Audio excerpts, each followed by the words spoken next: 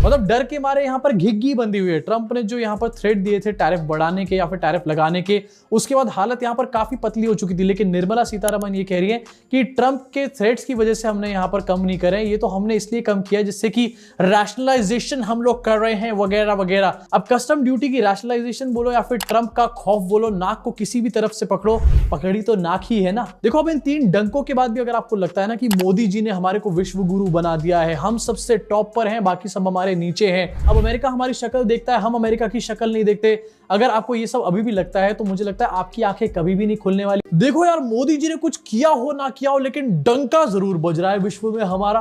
अगर आपको भी ऐसा लगता है तो आज के बाद नहीं लगने वाला, क्योंकि 3 न्यूज लेकर के आया हूं शुरुआत में इस वीडियो के, जिससे ये जो डंका है ये पूरी तरीके से एक्सपोज हो जाएगा। देखो मैं कोई खुश नहीं होता ऐसी चीजों के साथ, मैं तो यहां पर इंडिया के साथ ही हूं, लेकिन जो लोग Modi is equal to India यहां पर दिखाने की कोशिश करते हैं, उनको जब मिर्ची लगाई जाती है तो मुझे बहुत मजा आता है। सबसे पहली न्यूज आपकी स्क्रीन पे आपको दिखाना चाहता हूं। फोर्ब्स ने टॉप 10 पावरफुल कंट्रीज की लिस्ट यहां पर जारी करी है 2025 की, और इसमें हमारा नाम कहां पर है? कहीं पर भी नहीं है। टॉप 10 में हमारा नाम यहां पर आया ही नहीं है। अब इस लिस्ट में शुरू के 10 नंबर पे किसका नाम है और हमारा नाम कौन से नंबर पे आता है, ये जानने से पहले आपको जरा इसके क्राइटेरिया यहां पर बताना चाहता हूं आपकी स्क्रीन के ऊपर। The powers of ranking from US news is based upon an equally weighted average of scores from 5 particular attributes that denote a countries power. मतलब 5 क्राइटेरिया के ऊपर बेस्ड ये लोग यहां पर मोस्ट पावरफुल कंट्री की रैंकिंग बनाने का काम करते हैं।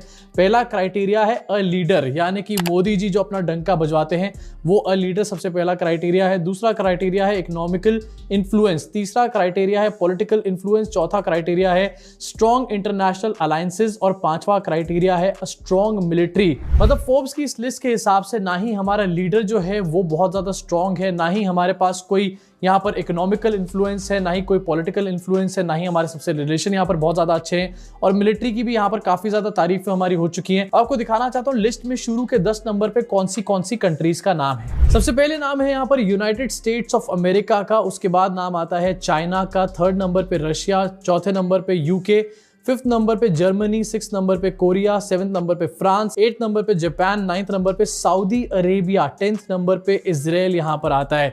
यानी कि वो सारी कंट्रीज जिसको भक्त इंडिया में बैठ करके सपोर्ट करते हैं, जिनके नाम के जय जयकारे यहाँ पर बैठकर लगाए जाते हैं, और खुलेआम मोदी जी और उनके भक्त यहाँ पर उन कंट्रीज को सपोर्ट करते हैं, वो कंट्रीज इस लिस्ट में टॉप 10 में आपको नजर आ जाएंगी। जैसे कि रशिया आपको नजर आ जाएगी, इजराइल आपको नजर आ जाएगी यहाँ पर, और अमेरिका भी यहाँ पर आपको नजर आ जाएगा।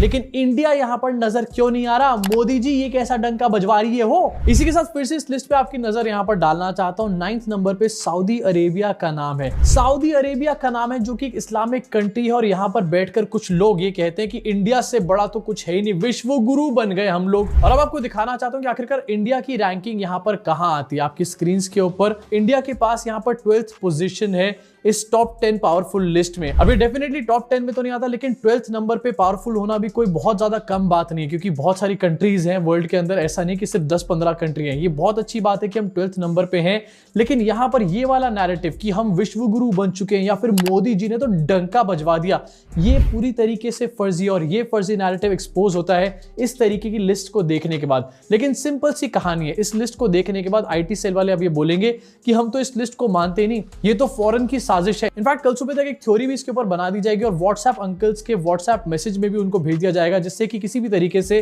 वो जो व्हाट्सएप अंकल्स हैं वो सच से कोसों दूर है, और गोदी मीडिया वो तो इसके बारे में कभी बात करेगा नहीं। अब देखो, अगर आपको लग रहा है कि यहीं पर ही सिर्फ डंका बज रहा है, इसके अलावा 2 न्यूज और हैं। दूसरी न्यूज आपको दिखाना चाहता हूं आपकी स्क्रीन के ऊपर। डॉलर का जो प्राइस है वो 87 पार कर चुका है। यस, मोदी जी ने कहा था कि डॉलर का प्राइस वो नीचे लेकर के आ जाएंगे, एंड जिस टाइम पर मोदी जी पीएम बने थे, आपको दिखाना चाहता हूं, उस टाइम पर डॉलर जो है वो 60.95 के आसपास था, यानी कि 61 रुपए के आसपास हम इसको राउंड ऑफ करके अगर मान लें, और अब 87 भी क्रॉस कर चुका है यहाँ पर डॉलर। खैर, हम जैसे यूट्यूबर्स के लिए तो ये बहुत अच्छी बात है, क्योंकि हमारी जो पेमेंट है वो डॉलर्स में ही आती है। 25 तारीख तक भी इतना रहे, बहुत ही अच्छी बात रहेगी।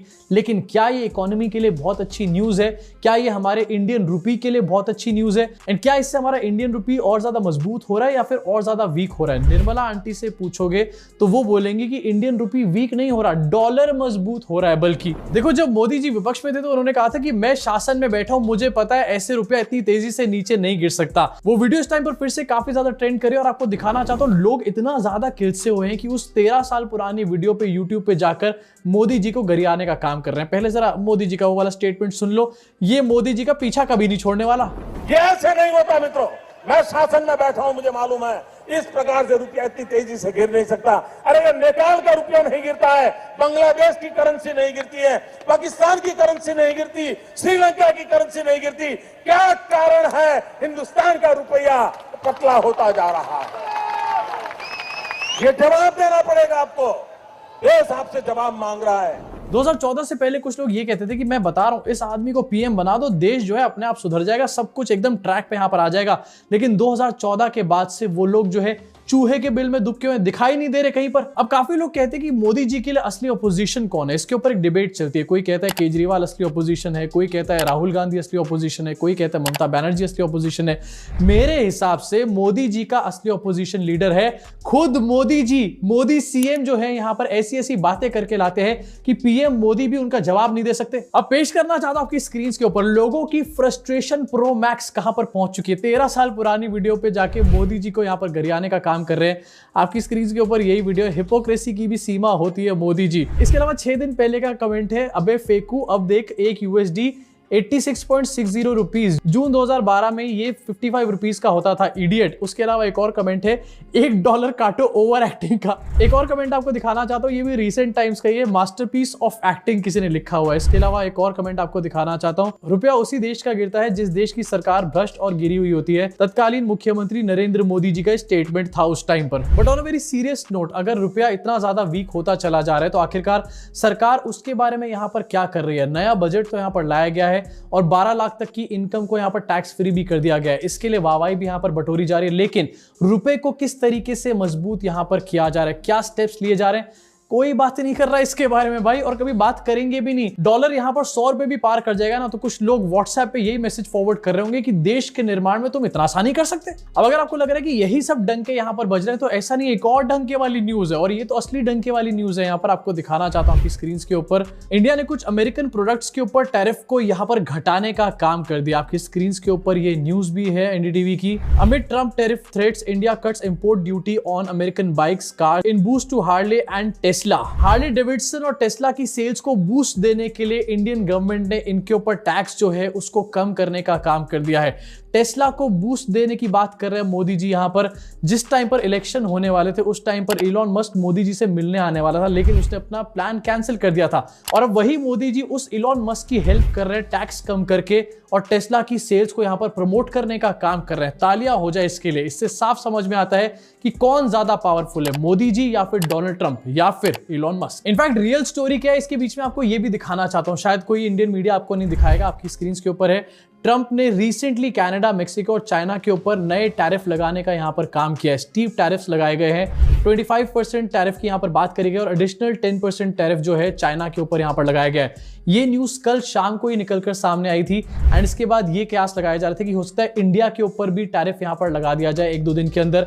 अगर ऐसा हो जाता तो डॉलर का प्राइस और ज्यादा बढ़ जाता, रुपी और ज्यादा वीक हो जाता एंड डेफिनेटली इससे इंडियन मार्केट्स के ऊपर भी बहुत तगड़ा झटका पड़ता, जो कि बड़ी मुश्किल से बजट के बाद रिकवर हो रही थी यहां पे। इन शॉर्ट मोदी जी का काफी तगड़ा वाला डंका बच जाता। उस बड़े डंके से बचने के लिए ये छोटा वाला डंका है जो कि मोदी जी ने यहां पर अपना बचवाया है अपने टैरिफ्स को कम करके। इनफैक्ट निर्मला सीतारमन का इसके बारे में क्या कहना है एक बार आपकी स्क्रीन पे दिखाना चाहता हूं। According to finance minister Nirmala Sitharaman, custom duty rationalisation was introduced to ensure the Indian economy becomes Atmanirbhar and was not a signal amid Trump's tariff announcements.